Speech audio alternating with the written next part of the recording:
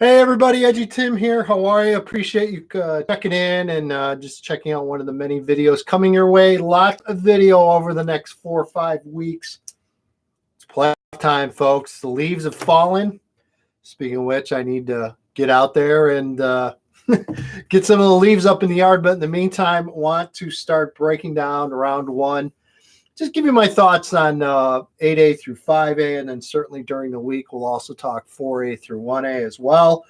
But so we're going to break it down a bracket at a time here. So my overall thoughts on the 8A field, pretty loaded, kind of as we expected. You've got Lincoln Way East wound up being a 3 seed. Of course, that was due to a coin flip, tiebreaker, if you will, or as my friend Steve Susi says, the random number generator, which I jokingly say that's the name of my Yes cover band.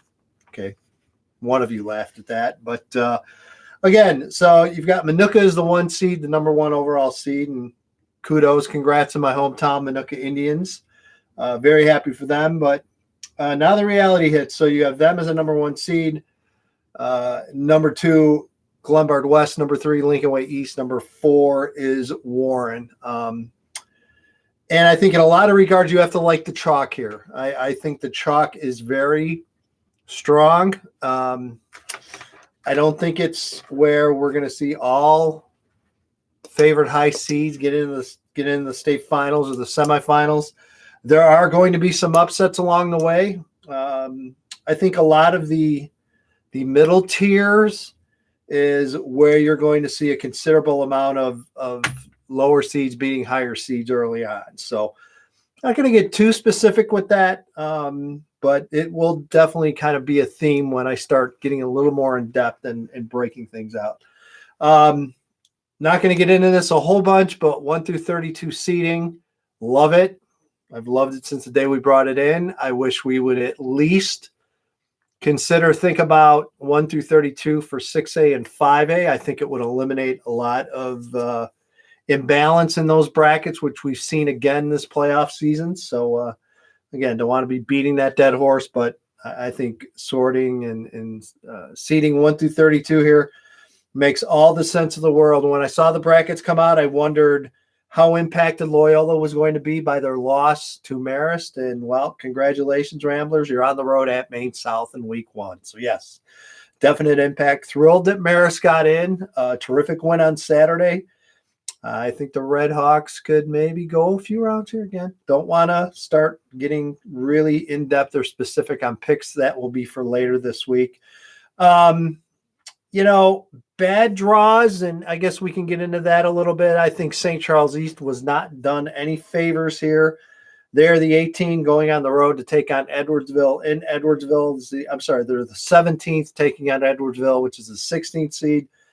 Very difficult draw, no doubt, for St. Charles East. Now, believe me, Saints are very capable of winning that game on the road, but again, having to go almost 300 miles one way to play a very good Edwardsville team. And believe me, a lot of people I talked to talked about how strong Edwardsville is again this year, maybe stronger than a lot of people have given them credit for. We'll find out this coming weekend. So, again, I think it's a great playoff field. I definitely see some seeds in the 20s that will have a chance to really make a mark and upset some people early. I see some higher seeds that could run into some trouble as early as the second round. And, that's the fun of it. That's why I love 8A, 7A, because of the 1 through 32 seeding. And from as I mentioned very early in the year, and I'm sticking with my line of thought, this is a good, not a great year in the state of Illinois, and this is a very good, not necessarily a great 8A class.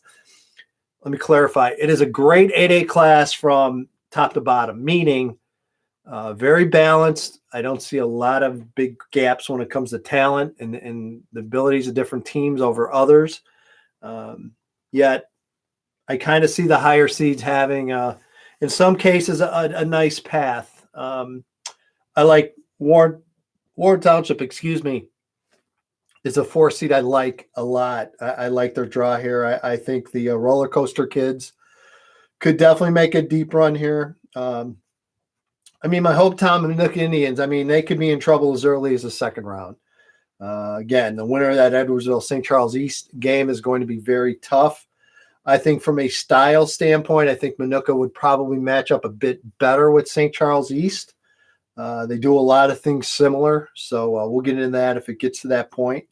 Again, Glenbard West, I think that potential second round against the winner of Maine South Loyola, it's a big, big ball game, and if West can get by that game, I think they could make a relatively deep run. And you look at Lincoln Way East, and possibly running into, say, Niles Notre Dame in round 2 would not be easy, and then possibly a semifinal against, I'm guessing, the winner of HF and Neuqua Valley. That again, very, very good teams along the way, but I also think East can handle those and make a deeper run. So again, some things change, some things stay the same. That's kind of my take here on 8A. But again, I think a very entertaining 8A field. I don't see anyone leaping out being a huge favorite.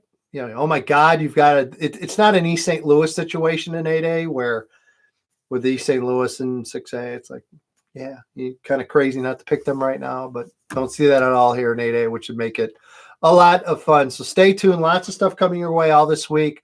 More video towards the end of the week as I get a little more in-depth in breaking down each matchup in the first round. Thanks. Have a good day.